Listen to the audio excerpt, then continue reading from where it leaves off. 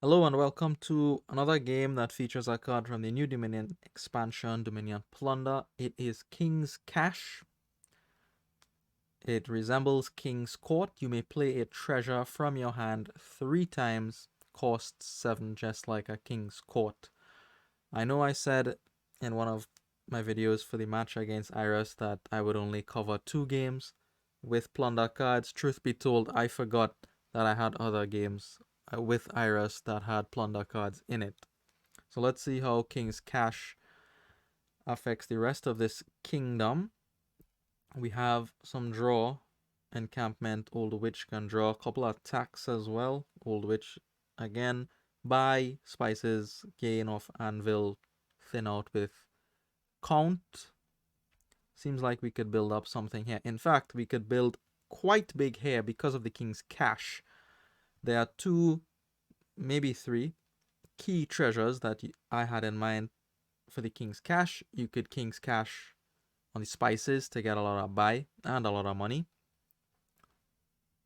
The other treasure is Plunder, the one that is behind the encampment. That gives you victory points.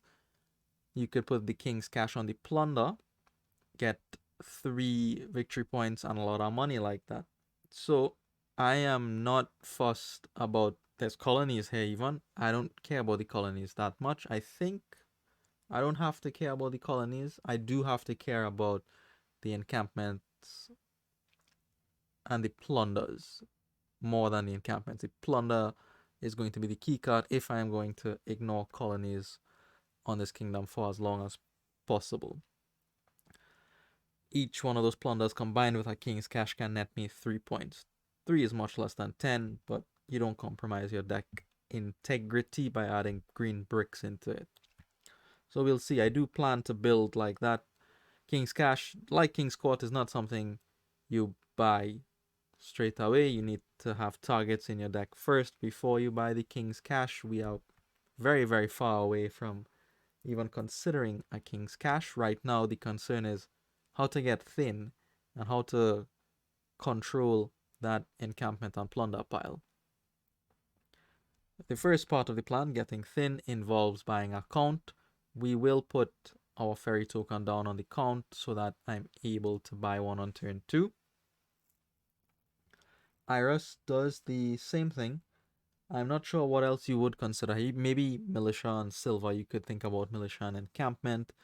I much rather have the count guaranteed on the first shuffle in a deck that only has 11 cards, not 12.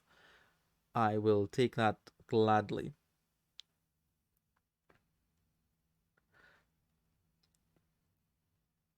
After we thin down with the count, we do have to think about how we want to build.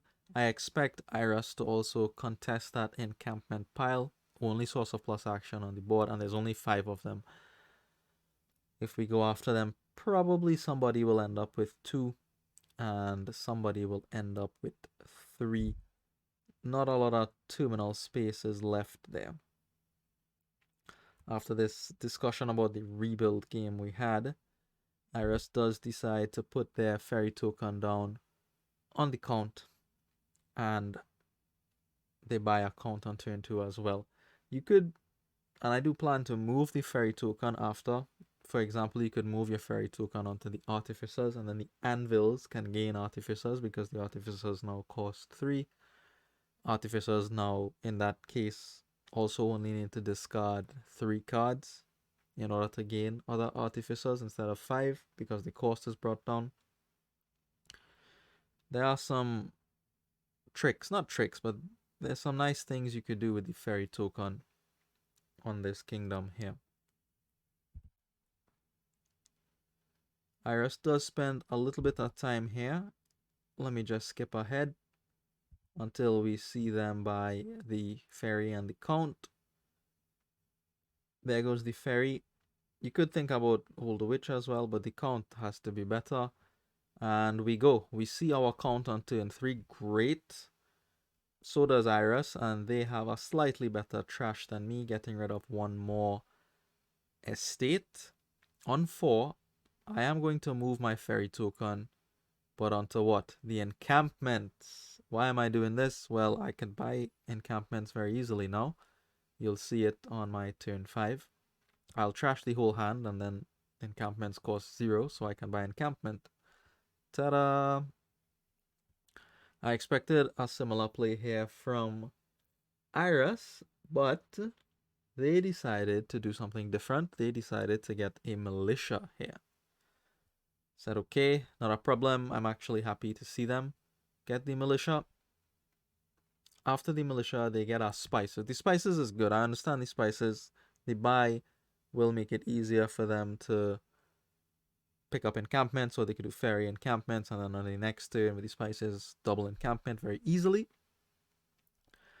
I am going to top deck this encampment here. I think about trashing, but I think a better idea is to take the money and pick up an artificer.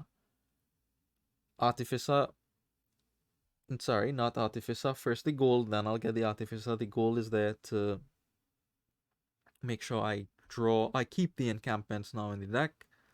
Another trash of the count for Iris, and they get an encampment. Count, I do top deck the gold here. I didn't need to do that. I could have discarded. That's probably safer, and still got to 5 for the artificer that I wanted. The artificers will gain the encampments very, very easily here. Militia attack comes through. Not a problem. We keep the important cards in the deck. 7 and 2 buys for Iris. I expect to be something like double encampment. They could think about a 5 and a 2. They opt for the gold instead, which makes sense. I play my first encampment. This artificer will gain me another encampment, which, notice, goes on top of the deck. Look what else goes on top of the deck. A gold. Very nice setup for next turn.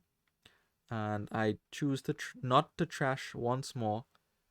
And I said, you know what? I have an advantage here. I think I have 2 encampments. I have a gainer in the artificer. Let me see how much I could push it. Push my advantage. Now I want to start disrupting my opponent a little bit with the old witch. I don't need the draw. This is purely for disruption. The count doesn't deal well with junkers. A forager, for example, deals with junkers much better. Trash 1 card. Count wants to trash the whole hand, and sometimes you have good things in your hand that you don't want to trash, especially as the game progresses into the middle parts. So we'll see how Iris deals with this. I have to drop the count here because they attacked me with the militia. I might find that back depending on when I see my artificer. Actually, I probably will. If I don't see the artificer, I'll probably see the old witch that I got. They get an artificer of their own here, presumably to gain encampments. I'm going to do the same trick with the artificer. Discard nothing to top deck an encampment. The count will put back the gold, which I don't need. I don't need the money from the gold. I just needed to keep the encampments in the deck. And 4, we're going to keep pushing. My idea now is to cause maximum disruption. Hopefully play the militia first, then play the old witch after to keep the curses in their deck as long as possible. I could be going for spices here. I understand that. And I will need the spices very soon. Or an anvil even. But I have an artificer, so I don't care. I can gain anything I want. And I have good draw in the deck. 5 and 2 buys for Iris. I would be happy if they get an encampment here. I have 3 of them already, and they would reveal the plunder for me. Remember, I am planning to play with a lot of plunder. Try to put King's Cash on plunder, King's Cash on spices, and go from there. 5, you might be tempted here too to buy a 5 cost and get that massive defiled shrine. That's almost worth as much as a colony. Iris resists the temptation. They stick their fairy token on the old witch instead, move it over from the count, and they buy the last encampment. I'm not concerned about that massive defiled shrine at all because of the King's Cash and the plunder potential. I want to see how big it can get. I'm going to use the artificer here. The spare coppers are now coming in handy because I have something to discard with the artificer. Notice the Plunder only costs 3, and I draw it back straight away. I will go ahead, discard the 2 big treasures, the gold and the Plunder, trash my hand finally. Now I think I can trash. I have extra treasures that I can discard with Artificer, gain more Plunder back. I don't need the coppers to fill that role anymore. Pass it back to Iris. I am in desperate need of our spices, and the King's Cash will be coming very, very soon. Plunder for Iris. We get to draw everything. We are in a dominating position here.